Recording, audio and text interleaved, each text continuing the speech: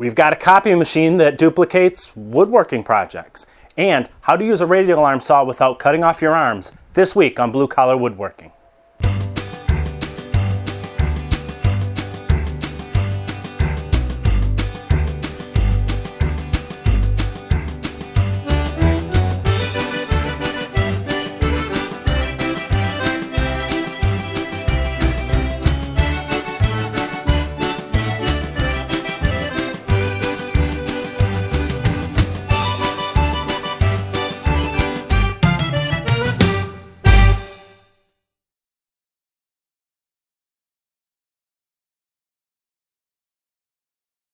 The last couple of weeks have been a little slow here at the Stumpy Nubs workshop. Not because there isn't stuff to do. There's always lots of projects. It's because I've been away, and when I'm gone, nothing gets done around here.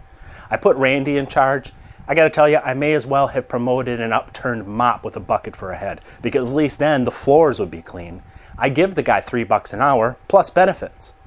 Well, not insurance kind of benefits, but he gets the benefit of working with me, and I rarely ever smack him in the back of the head. So I expect a little more effort out of him, or I'm going to send him back to that freak show he came from, and they only gave him $1.50 an hour. There's also been a lot of hubbub about this carving duplicating machine that we've been working on.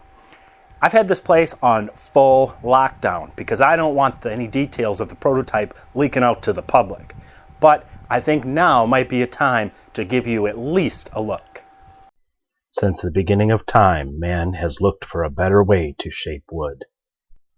It was the Vikings who invented the first chisels, crudely made from dry fish.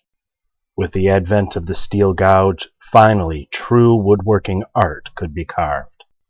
But since the day Michelangelo said, "Hey, there's no way I'm carving that whole ceiling. How about we just paint it?" Woodworkers everywhere have been looking for a better way to accomplish big projects. Da-da-da-da! The wait is over. Introducing the new Stumpy Nubs duplication machine. With a few boards, some hardware, and a router, you can make a copy of just about anything, even your shop cat if you can clamp it down so it doesn't squirm too much. Now I know what you're thinking. This isn't the first duplication machine you've ever seen. Yeah, that's true.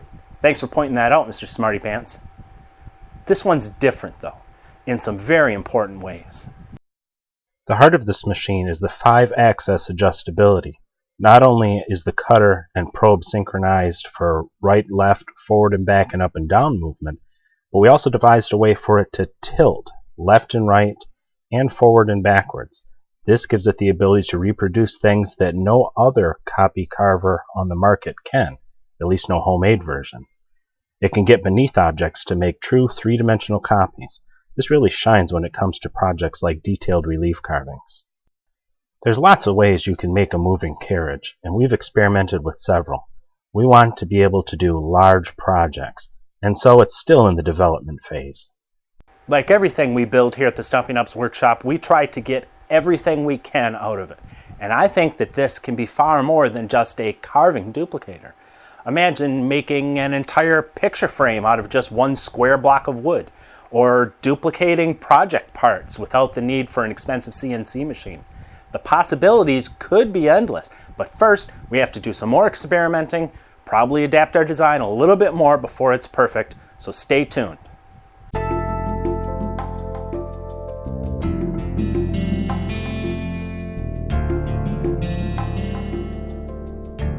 My new jeans are so tight that literally the only comfortable way to wear them is while leaning against an '84 Trans Am. Well, I had a talk with Randy and we came to an agreement. He agreed that he'd show a little more ambition around here, and I agreed that I'd stop making fun of his limp. I really have no intention of following up on my side of the deal. Meanwhile, let's talk about one of the most vicious man killers of the woodworking world. These things eat fingers and arms like I eat baby back ribs. They're responsible for more decapitations than the French Revolution. Of course you know I'm talking about the radial arm saw.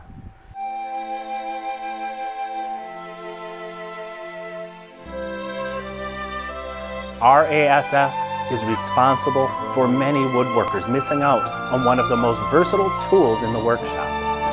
But if we stand together, we can fight RASF and finally put an end to the madness. The radial arm saw was the brainchild of Raymond Dewalt, whose name has become synonymous with the tool. The first models came out in the 20s, but with the end of World War II and the rise of the do-it-yourselfer movement, these saws became workshops in themselves. Some models featured drum sander attachments, routers, molding cutters, and more, but the old standby has always been the simple cast-iron-bodied Dewalt. Today, most people get the radial arm saws used. Maybe they inherit it, maybe they get it at a yard sale, and it's most likely going to be one of the 1980s Craftsman models. But in my personal opinion, I wouldn't buy anything except one of the older Dewalts. They're just better saws. The casting is done much heavier. It's less likely to sag over time. The lockdown knobs and the clamps are much better quality, which means it holds its accuracy better. And the bearings and tracks and the carriage just seem to be more durable. And besides, the older Dewalts sure are a lot better looking. A lot of people are afraid of radial arm saws because they think they're inherently dangerous. They've heard that the blade can climb on top of the board and the whole carriage can shoot across the shop after them. Are they that dangerous? Well, yes and no. Any tool can be dangerous if not properly used. A table saw can shoot a projectile across the shop and hit your assistant who wasn't even using it in the first place. A radial arm saw, if forced into the cut, can climb onto the board. But if proper procedure is used, the danger can be drastically reduced.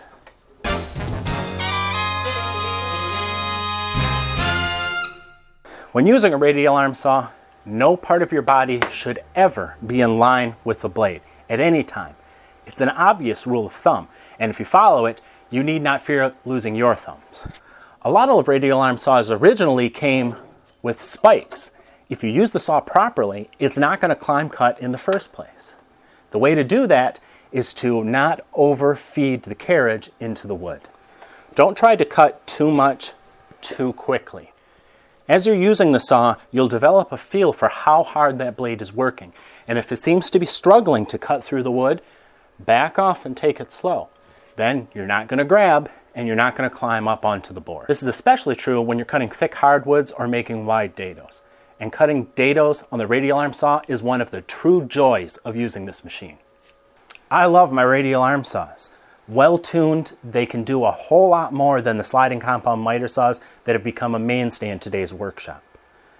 I just find that some projects are easier, more accurate, and more fun with a radial arm saw than even with a good table saw. We have 2 of them here in the Stumpy Nubs workshop, and we take good care of them, and they're going to be here a long time as one of my favorite tools.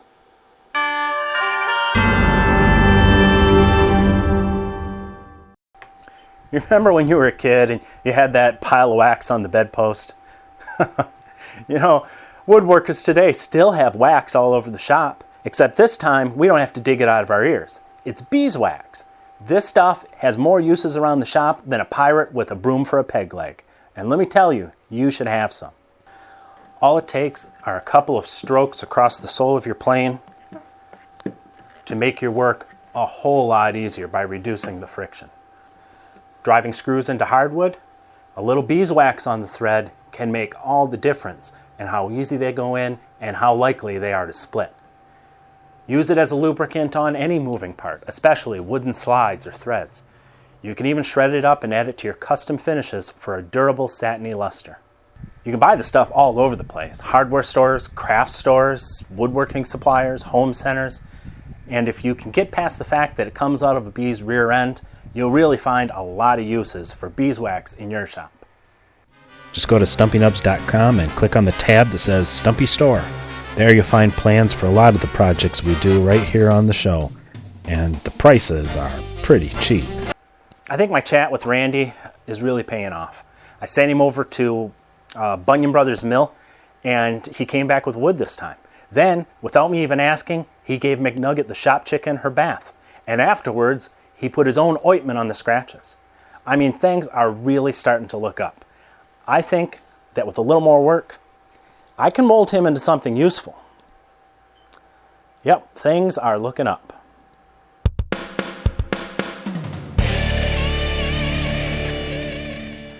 You ever go to a yard sale and find something that you don't really know what it is, but you know you've got to have it.